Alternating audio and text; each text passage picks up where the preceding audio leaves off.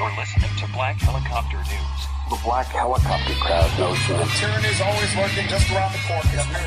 They've been crazy, but now they're right. Black Helicopter News starts now. Hello and welcome to the podcast. This is episode 16 of Black Helicopter News. I'm your host, Andrew Robinson, and we got a lot of information to go through. Here's what's coming up on today's show. The time travel and teleportation experiments of Project Pegasus. Also, the strangest conspiracy involving NASA, Project Lucifer. And finally, scientists firmly believe life existed on Mars and was wiped out by a catastrophic event. Whit Stevenson joins me in that segment to discuss that topic. All that and more, but first, some quick announcements. Be sure to subscribe to the podcast. We're on iTunes, Stitcher, and Tunein Radio. Check us out online, ArmageddonRecords.com. Like us on Facebook, /Black Helicopter News. Also, if you'd like to advertise or be a guest on the show, email me at zen1music@gmail.com. All right, now on with the news. The time travel and teleportation experiments of Project Pegasus. This is on StrangerDimensions.com. In 2004, Washington-based attorney Andrew D. Basiago began telling a story of a top-secret organization called Project Pegasus. Although he was only 7 years old at the time, Basiago claims he had, from 1968 to 1972, participated in a number of bizarre experiments that took him on journeys through time, space, and potentially into parallel universes. Project Pegasus was the U.S. defense technical community achieved time travel. The mission of Project Pegasus was to study the effects of time travel and teleportation on children, as well as to relay important information about past and future events to the U.S. president, intelligence community, and military. According to Basiago, children were recruited specifically for their ability to adapt to the strains of moving between past, present, and future. But how? While Basiago claims there were several time travel devices at work during these experiments, the majority of his temporal adventures can be attributed to our old friend Nikola Tesla. Documents allegedly retrieved from Tesla's New York City apartment after his death in January of 1943 revealed the schematic for a teleportation machine using radiant energy. The machine would form a shimmering curtain between two elliptical booms. Radiant energy is a form of energy that Tesla discovered that is latent and pervasive in the universe and has among its properties the capacity to bend time and space. Passing through this curtain of energy, Basiago would enter a vortal tunnel that would send him to his destination. The other teleportation devices included a plasma confinement chamber in New Jersey and a jump room in El Segundo, California. There was also some kind of holographic technology which allowed them to travel both physically and virtually. They weren't always safe though. One of Basiago's cohorts, Alfred Weber, recalls one instance in which a child returned from his temporal voyage before his legs. He was writhing in pain with just stumps where his legs had been. These bugs, according to Weber, had been ironed out in the 40 or so years since the experiments began. So where did Basiago travel during these experiments? Several of his voyages led him into the 1800s. On one occasion, he found himself at Gettysburg the day Abraham Lincoln gave his famous Gettysburg Address. He had been dressed up as a Union bugle boy. He also traveled to the Ford Theater on the evening Lincoln was assassinated multiple times, even running into himself twice, though he never actually witnessed the assassination. Each trip, he says, was slightly different than the last, leading Basiago to believe that it wasn't just time travel at work. He was being sent into slightly different alternative realities on adjacent timelines. Finally, let's not forget Basiago's trips to Mars. In the 1980s, he utilized the jump room to teleport to the Red Planet, acting as an ambassador to the Martian civilization. We talked about him in an earlier episode. His fellow travelers, William Stillings and Barry Soetoro, who these days goes by the name President Barack Obama. Today, the new Project Pegasus, led by Andrew D. Basiago himself, is apparently campaigning for the United States government to publicly disclose its teleportation technology, which would benefit humanity as a whole and make transportation both on Earth and throughout the cosmos instantaneous and environmentally friendly. Grammy Award winner and platinum recording artist, President Zen 1. His debut studio album, Philosopher's Stone, including the smash single, New World Order. President Zen 1, Philosopher's Stone, the digital album, available on iTunes, Amazon Music, Google Play, and cdbaby.com. Get your copy today.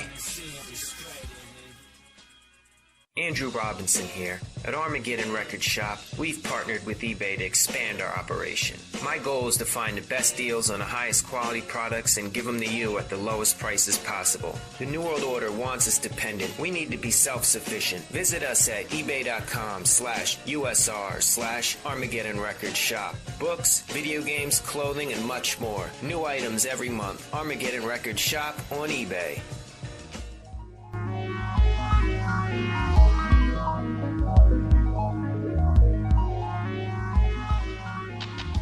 And we're back. So next up is an article on Lockleft.com, The Strangest Conspiracy Involving NASA, Project Lucifer. If you're a fan of science fiction, you already know about Stanley Kubrick's 2001: A Space Odyssey. In the second installment, the alien monolith that was orbiting Jupiter replicates itself and begins condensing the gas giant, eventually transforming it into a smaller sun. This process turns the former planet's moons into habitable worlds, suitable for life. The people of Earth name the second sun in the sky Lucifer. The term Lucifer comes from Latin and means light-bringing, fitting name for the solar system's new star. Most of us regard this concept as nothing more than science fiction and impossible to achieve with our level of technology. But a number of conspiracy theorists not only believe it's possible, but actually claim that this is one of NASA's ongoing projects. Here's why. Jupiter has been called a failed star in the sense that if it had more mass, it could have started nuclear fusion and effectively become a star. Astrophysicists calculated it would have needed to be 75 times more massive in order to do so. Conspiracists believe this mass deficit could be corrected with the addition of nuclear fuel that could jumpstart the process of nuclear fusion. Enter NASA's space probe, Galileo, Cassini, Voyager, and the rest. In order for these space probes to work, they need a reliable fuel source as solar energy becomes difficult to catch once you get past the orbit of Mars. Therefore, NASA equipped its probes with an energy source called an RTG, short for radioisotope thermoelectric generator. The radioactive decay of the plutonium-238 pellets contained in an RTG steadily produces electricity that powers the probe. For example, the Galileo space probe contained 2 RTGs, each carrying 17 pounds of plutonium-238. What would happen if this payload were detonated inside Jupiter? Well, nothing, or at least nothing observable. In 2003, Galileo was deliberately crashed into Jupiter's atmosphere. NASA followed this approach because they feared crashing it into one of Jupiter's solid moons carried the risk of contamination with terrestrial bacteria. Conspiracists saw this venture as an expression of Project Lucifer. They feared that as Galileo fell through Jupiter's dense atmosphere, the pressure would have steadily increased, causing the plutonium in the RTGs to trigger a thermonuclear reaction, birthing the new sun. It's been almost 12 years now since Galileo was buried in the heart of the gaseous planet, and nothing's happened. There's no second sun in our sky, so we're in the clear, right? Not exactly. There's another gas giant in our solar system, Saturn, and it's not much smaller than Jupiter. And there's another probe orbiting Saturn, the Cassini space probe, and it's equipped with 73 pounds of plutonium-238, and it's still orbiting Saturn until commanded otherwise by NASA. So are we in danger? Even if every atom of plutonium aboard the space probe would participate in a nuclear detonation, it wouldn't be enough to start a chain reaction. It would be like a drop of water in a swimming pool, harmless. Our technology would need to steadily advance for hundreds of years before we could reach the capability of star formation. And even if such technology was available today, why would we need a second sun? Our own functions perfectly, even with massive UFOs stealing its energy once in a while.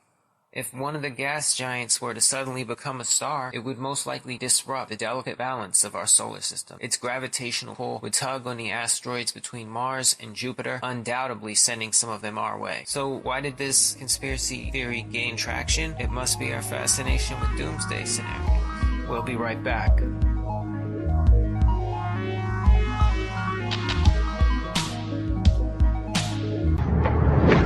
People should not be afraid of their governments. Governments should be afraid of their people.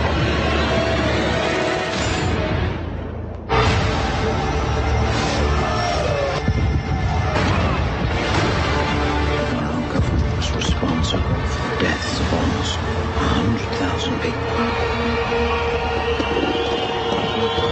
Do you really want to know?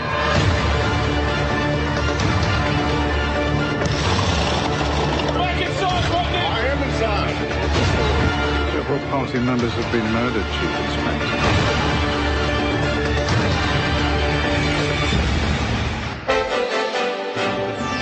interrupting your regularly scheduled program to bring you this terrifying report. It was almost as if it were a planned implosion. It just pancaked. Jane, what more can you tell us about the Salomon Brothers building and its collapse? New York, very much a city still in chaos. The phones are not working properly. The subway lines are not working properly. The sky now black with smoke in front of us. Just across the Tigris River here. This is shock and awe, Tom, to the population of Baghdad. Shock and awe, indeed. The people you liberate will witness the honorable and decent spirit of the American military. Either you are with us or you are with the terrorists. Come on. It is a big idea, a new world order. I love my dad. I'd kill for him. I'd go to prison for him because I love him so much. I love Bill Clinton. What does that make Hillary Clinton to the Bush family? My sister-in-law. When you are subverting the power of government, that's a fundamentally dangerous thing to democracy. What do you think of Edward Snowden? I think he's a traitor. Obama is the one that kills the U.S. troops if the Russians bomb any of them. Obama is the one that put them in harm's way. Obama is the one using them as human shields. It is the most corrupt, degenerate, criminal government in American history. I'm here to warn people. You keep telling me to shut up. This isn't a game. Welcome to America, ISIS. This is what we do. Woo! We got people that have taken your asses out in this building right now. We're armed to the teeth, and we're not scared. You got that, you sons of bitches? In 2012, your agency was saying, quote, the Salafists, the Muslim Brotherhood, and Al-Qaeda in Iraq are the major forces driving the insurgents in Syria. In 2012, the US was helping coordinate arms transfers to those same groups. Why did you not stop that? Why didn't you come forward before? What were you waiting for? Well, for you, Inspector. I needed you.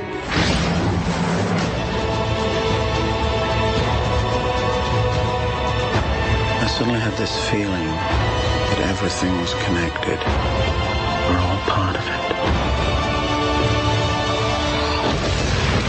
Are we ready for it? And we're back. Thanks for joining us. You're listening to Black Helicopter News. I'm Andrew Robinson. Now next on the agenda. Scientists firmly believe there was life on Mars, but a catastrophic event wiped it out. It seems that scientists now agree that there was life on the red planet in a distant past, but something big happened in a distant past that turned Mars into a desolate place. Several researchers, among them Dr. Brandenburg, believes that Mars had life in a distant past, and that it had more than enough time to develop into intelligent organisms. According to him, there is enough evidence to prove that at least 2 major nuclear blasts went off on the surface of the red planet in a distant past. The theory proposed by Dr. Brandenburg is based on the traces of uranium and thorium that have been registered on the surface of Mars. This Martian civilization was wiped out by another hostile alien race from elsewhere in the universe. Dr. Brandenburg warns that our civilization could face the same fate. Dr. Brandenburg has a PhD in theoretical plasma physics from the University of California, and he is currently working as a plasma physicist at Orbital Technologies in Madison, Wisconsin. According to Dr. Brandenburg, ancient Martians known as Sidonians and Utopians were massacred in a giant nuclear attack, and evidence of the genocide can still be seen today. Very interesting. What else could be responsible for the uranium and thorium? Very intriguing theory. Or on Mars. It's a long time ago. Yeah. Pretty clear. I'd like to climb that 5-sided pyramid and go to Sidonia. The face on Mars. You know about the pyramid that's 5-sided? No, that's intriguing. It's in the same region, Sidonia. There's a 5-sided pyramid that by all measures would dwarf any structure on the planet as far as its height. It would be so much higher than anything. And that would be indicative of them being the predecessor of humanity. Yeah. We came from Mars, they colonized here. More than likely. That is mind-blowing to just consider that we had roots on Mars. Yeah. There's pyramids there and here. There's pyramids here that haven't... There's probably on the order of at least a few hundred pyramids on this planet that people don't even know about yet. If you look in parts of South America, jungle, there are very clearly structures that do not look natural. They're covered in many layers of earth and vegetation, trees, and so forth, which I assume is natural to occur over a great length of time. There's also the pyramid in Bosnia, which is being worked on by a group of people to, they've already gotten inside it. There's channels.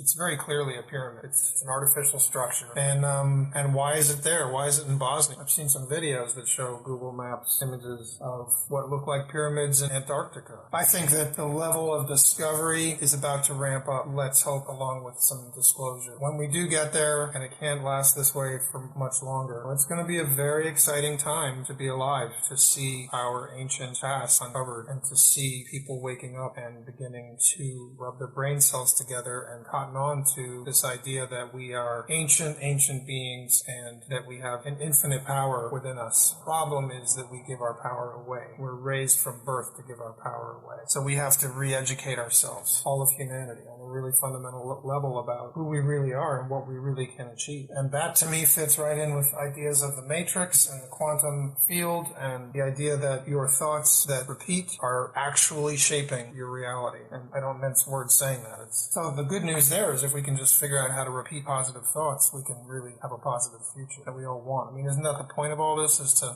I don't think you or I wants to wake up for the sake of like being aware of all this scary shit to be scared. We want to be aware of the scary shit so that we can do something about it. Yeah. So that we can change it, take our power back.